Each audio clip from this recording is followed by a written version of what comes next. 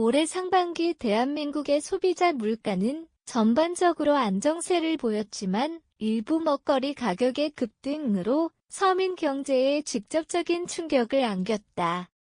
특히 배추, 김 등 일상적인 식재료들의 가격이 급등하면서 밥상 물가에 대한 경고음이 울리고 있다.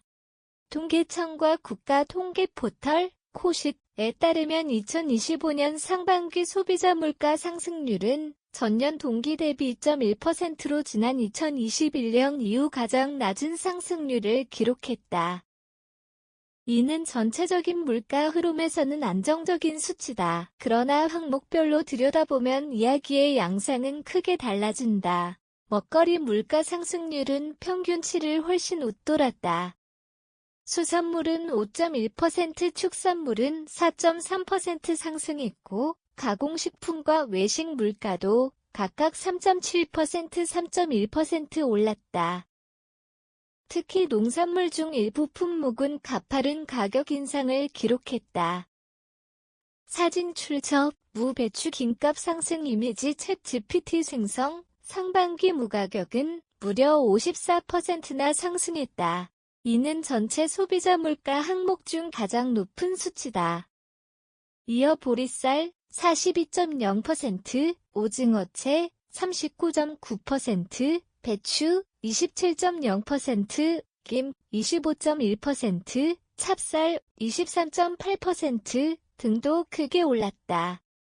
이태코 강사, 농업경영교육 전문가 경영학 박사 수원대 교수, 이번 가격 급등은 단순히 공급 부족 때문만은 아니다.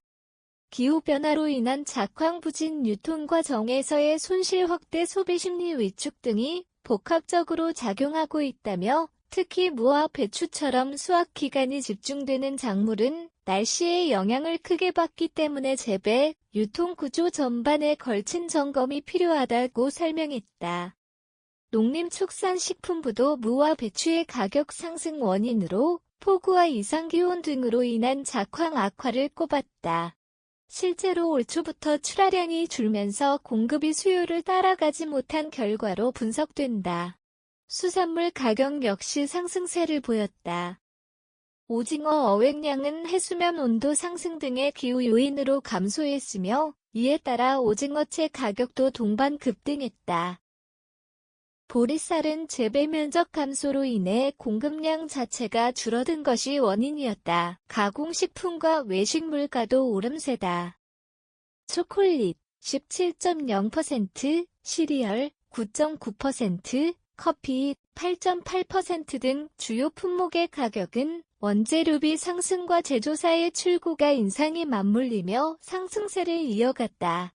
반면 과일류 가격은 전년과 일값 급등에 따른 기저효과로 6.1% 하락했고 농산물 전체 물가지수는 오히려 1.6% 하락했다. 이는 과일류가 전체 농산물 지수에서 차지하는 비중이 크기 때문이라는 분석이 나온다. 전문가들은 이 같은 상황이 지속된다면 서민 가게의 체감 물가는 실질 지표보다 훨씬 높게 인식될 수 있다고 지적한다.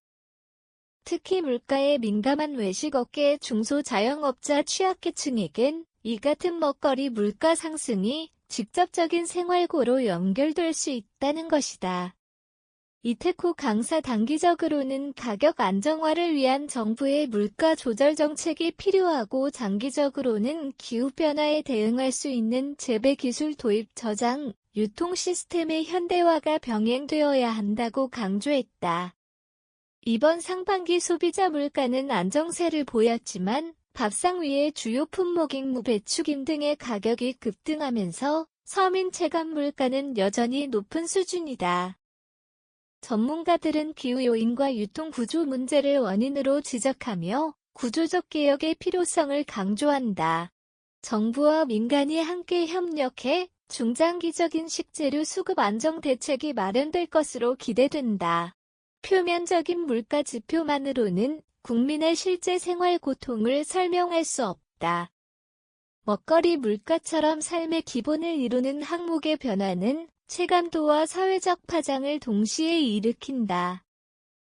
정부의 세심한 정책 대응과 더불어 생산자와 소비자가 함께 문제의식을 공유해야 하는 시점이다.